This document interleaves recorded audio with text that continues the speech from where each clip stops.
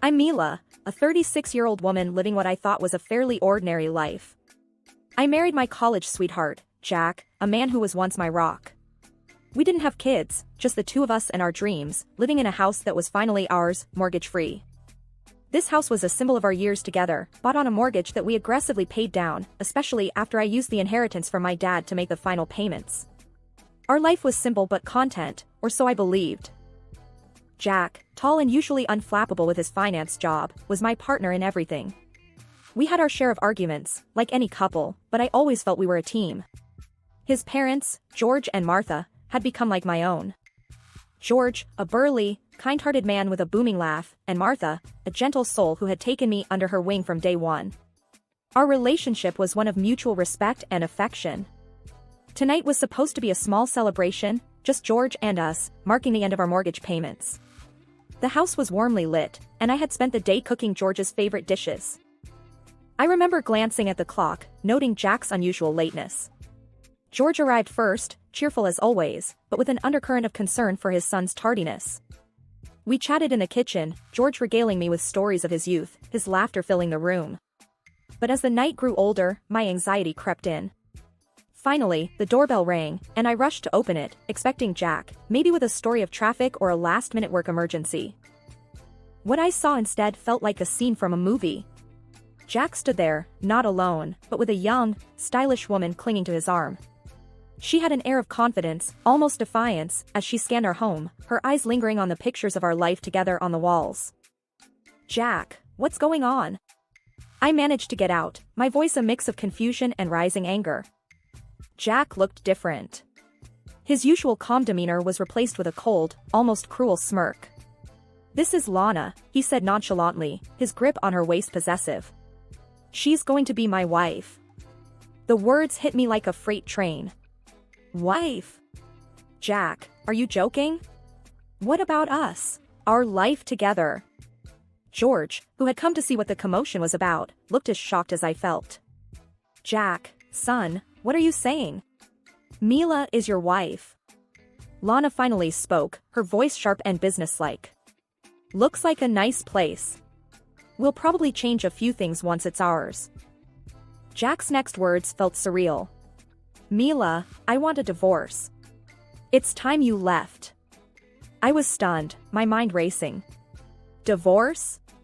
Jack, we built this life together, and you want to throw it away for her?" George's face was red with anger and disbelief. "Jack, think about what you're doing. This is madness." Jack shrugged, dismissive. "My mind's made up. Start packing, Mila. This house isn't yours anymore." I stood there, rooted to the spot, as George took my arm. "Mila, let's go. You don't need to take this." We left the house, my home, a place filled with memories now tainted by betrayal. I spent the night at George and Martha's, their kindness a small comfort in the storm of my suddenly shattered life. I woke up in George and Martha's guest room, feeling like I'd been hit by a truck. The events of last night replayed in my mind, each detail a fresh jab of pain. I could hear George and Martha in the kitchen, their voices a low murmur. Dragging myself out of bed, I stumbled into the kitchen, where George was making coffee and Martha was setting the table. They both looked up as I entered, their faces a mix of concern and anger. "Morning, Mila," George said gruffly, handing me a cup of coffee. "Slept any?" "Not really," I replied, my voice hoarse. "Feels like a nightmare." Martha came over and gave me a hug. "That boy has lost his mind, Mila. You don't deserve this." I sipped the coffee, feeling its warmth but not much else. "I don't know what to do, Martha. My whole life just turned upside down." George slammed his cup on the table, his usual jovial demeanor gone. "We'll not let him get away with this, Mila. He can't just throw you out like yesterday's garbage." Martha nodded, her eyes fierce.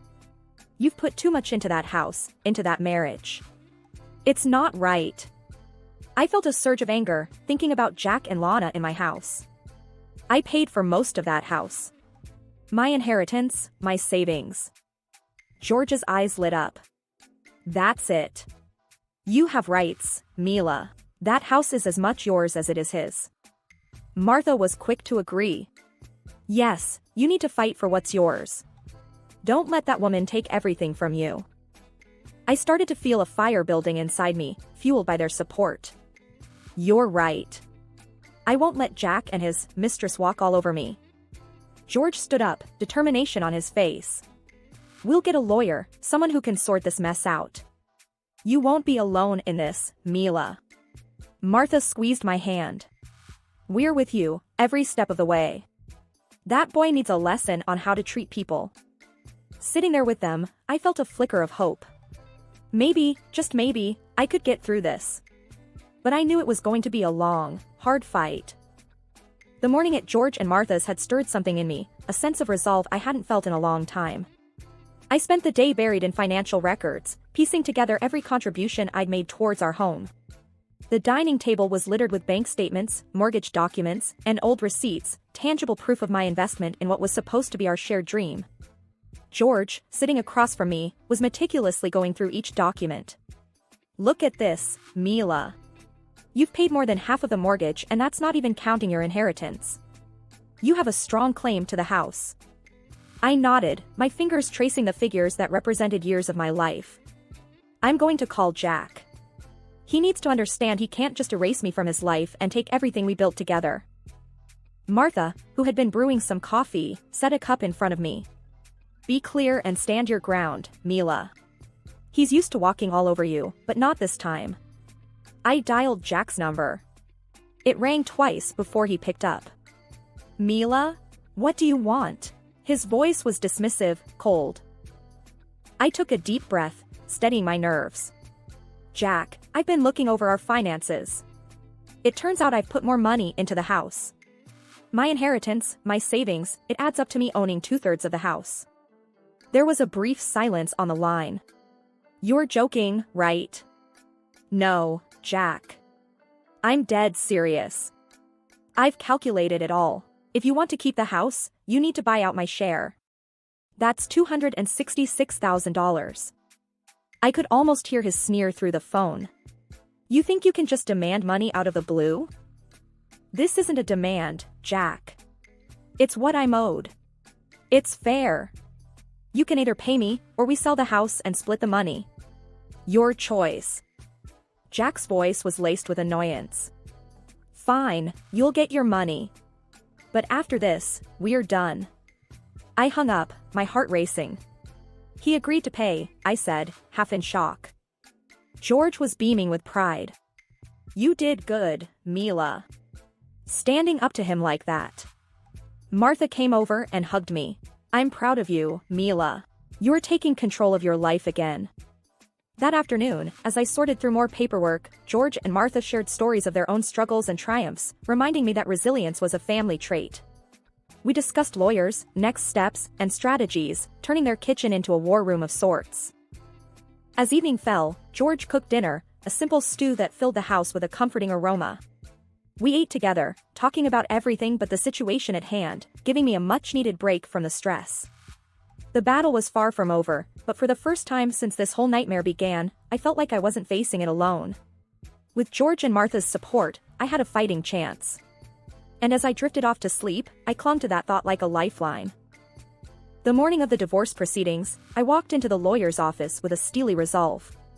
The office was cold and sterile, the kind of place where futures were dismantled and rearranged. Jack entered, his face in a motionless mask. He wasn't alone, Lana, his mistress, was glued to his side. Her confidence seemed forced, a thin veneer over her uncertainty. I could feel their surprise as they saw me sitting there, calm and composed. Before Jack could even find his words, I cut to the chase. I'm pregnant, Jack. Jack's eyes widened, his composure slipping. What? Pregnant? Lana's face twisted from confidence to confusion and then to rage. You said you hadn't touched her in months. You lying jerk. I ignored her outburst and continued, I'm asking for alimony, Jack. $800 a month, for the next 21 years. For our child. The lawyer, Mr. Harris, a middle-aged man with a stern face, nodded in approval. Given the circumstances, Mrs. Smith's request is perfectly reasonable. Jack looked like he had been punched. This is insane. You can't just spring this on me and expect me to pay up. I met his gaze squarely. I can and I am. You made your bed, now lie in it. You owe this to our child, if not to me.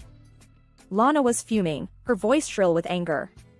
Jack, you can't do this. She's clearly trying to trap you. Jack, flustered and overwhelmed, ran a hand through his hair. I need time to think. Mr. Harris interjected, Mr. Smith, the law is clear. You have a financial responsibility to your child. Jack slumped into the chair, defeated. Fine, he muttered. I'll pay the alimony. As they left, Lana was hissing into Jack's ear, her facade of poise completely shattered. I remained seated, feeling a mixture of triumph and sadness. This wasn't just about the money, it was about standing up for myself and my future child. In the following weeks, I worked with Mr. Harris to iron out the details. He was impressed with my resolve, often remarking on my newfound toughness. You're not the same woman who walked into my office a month ago, he said during one of our meetings. I smiled, feeling a sense of empowerment.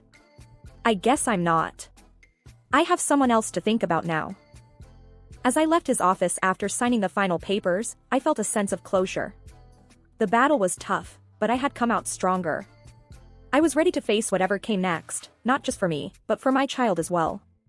The future was uncertain, but for the first time in a long time, I felt like I had a say in it. After the tumultuous divorce proceedings, I found an unexpected source of strength in Jack's parents, George and Martha. We sat in their cozy living room, a stark contrast to the cold lawyer's office, plotting our next move. George, always a man of action, was pacing the room. We need to show that scoundrel he can't just trample over our family, he said, his voice tinged with anger. Martha, ever the strategist, added, we've got to be smart about this. We can't just barge in there and make a scene.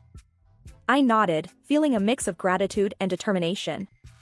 I agree. But what can we do? He's made his bed with Lana. George stopped pacing and turned to me. What if we visit them? Regularly. Make our presence felt. Remind Jack of the family he's turning his back on. Martha's eyes lit up. Yes, and it'll drive that little homewrecker up the wall. She won't like us being around, reminding her of what she's done. I couldn't help but smile at their cunning plan. You think it'll work? Make her uncomfortable? George grinned.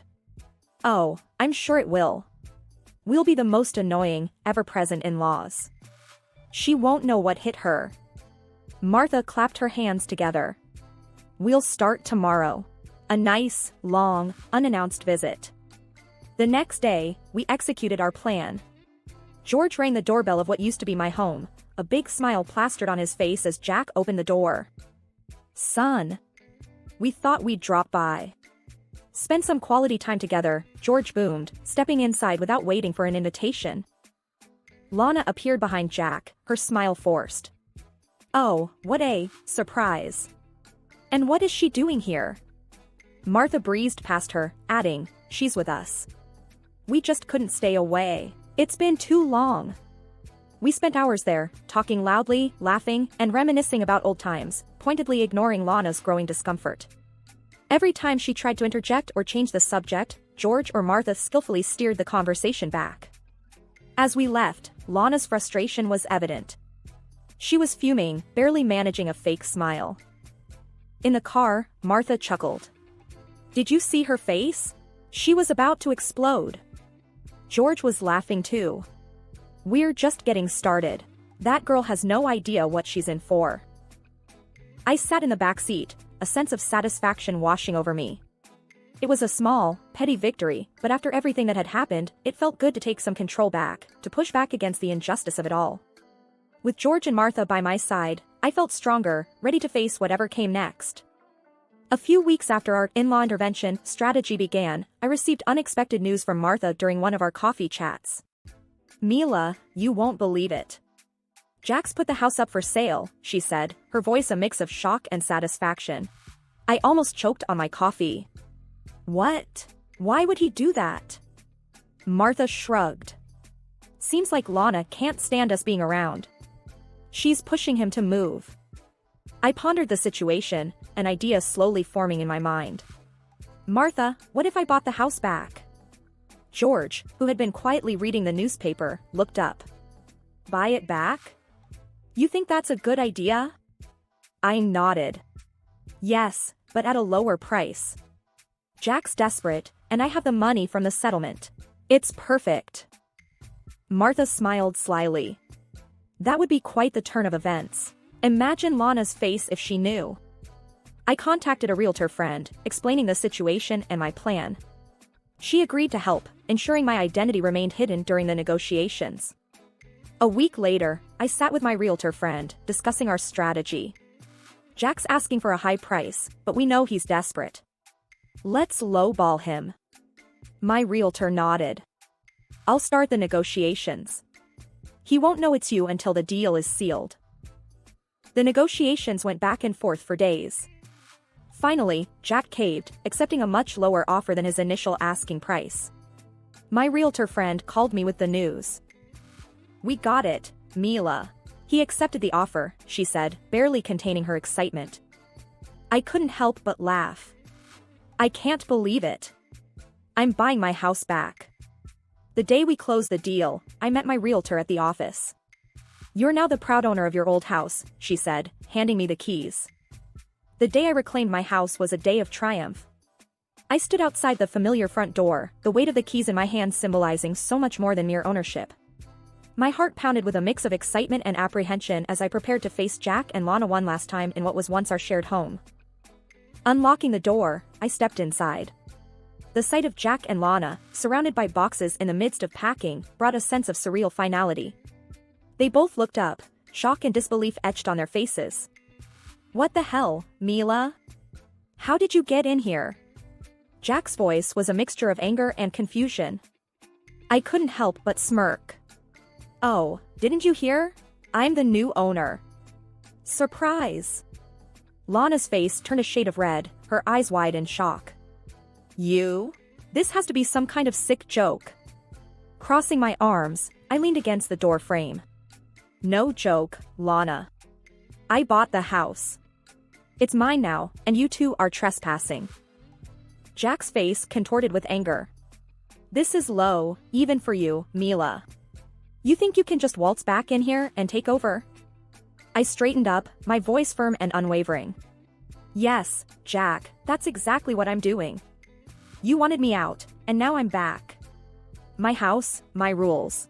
Time for you to leave. Lana, fuming, spat out, You can't do this. We have rights. I walked into the living room, standing my ground. The only right you have right now is to walk out of my house. I suggest you do it quickly. Jack, realizing the futility of arguing, began to gather his belongings. Lana followed suit, her movements jerky with frustration. As they left, Lana hissed at me, "You haven't won anything, Mila." Watching them leave, I felt a surge of empowerment. This house, which had witnessed the rise and fall of my marriage, was now a symbol of my resilience. It was a battleground where I had emerged victorious. After the door closed behind them, I walked through the empty rooms. Each space echoed with memories, both good and bad, but now it was time to make new ones. I envisioned the house filled with laughter and love once more, a sanctuary for me and my future child. Sitting down in the quiet living room, I allowed myself a moment to take it all in. I had come full circle, but this time, I was in control, a victor reclaiming her kingdom. The journey had been fraught with pain and betrayal, but it had led me to this moment of triumph. My house, my rules, my life. I was ready to start anew, stronger and more determined than ever. One afternoon, as I was arranging the nursery for my soon-to-arrive baby, there was a knock on the door. I opened it to find George and Martha, beaming with smiles. "Mila, dear, how are you holding up?" Martha asked as she stepped inside, her eyes taking in the changes I'd made. "I'm doing well, Martha." "Getting ready for the baby," I replied, leading them into the living room. George, carrying a bag of baby clothes, chuckled. "This little one is going to be spoiled rotten by us, you know that, right?" I laughed, the sound bright and genuine. I wouldn't have it any other way. As we sat, chatting and laughing, another knock came at the door. This time, it was Jack. He looked different, worn out, a little defeated. "Can we talk, Mila?" Jack's voice was low, lacking its usual confidence. I hesitated but nodded, stepping outside to talk to him privately. I messed up, Mila, Jack started, not meeting my eyes. Lana left me. I'm broke, and I was hoping. I cut him off, my voice steady. Hoping for what, Jack? For me to take you back? After everything? Jack's face crumpled. I know I don't deserve it, but I have nowhere else to go. I looked at him, the man I once loved, now just a stranger filled with regrets. Jack, I've moved on. I'm starting a new life, for me and my baby. You need to do the same. He nodded slowly, the reality of the situation sinking in. I understand. I'm sorry, Mila. As he walked away, I felt a closure I didn't know I needed. Turning back to the house, I saw George and Martha watching through the window, their expressions a mix of concern and support. He won't bother you again, will he? George asked as I walked back in. I shook my head. No, he won't. I made it clear. Martha hugged me. You're so strong, Mila. We're so proud of you. Sitting back down, surrounded by the people who had become my true family, I felt a sense of peace. The journey had been long and fraught with pain, but it had led me here, to a place of strength and new beginnings. The future was uncertain, but it was mine to shape, and I looked forward to every moment of it.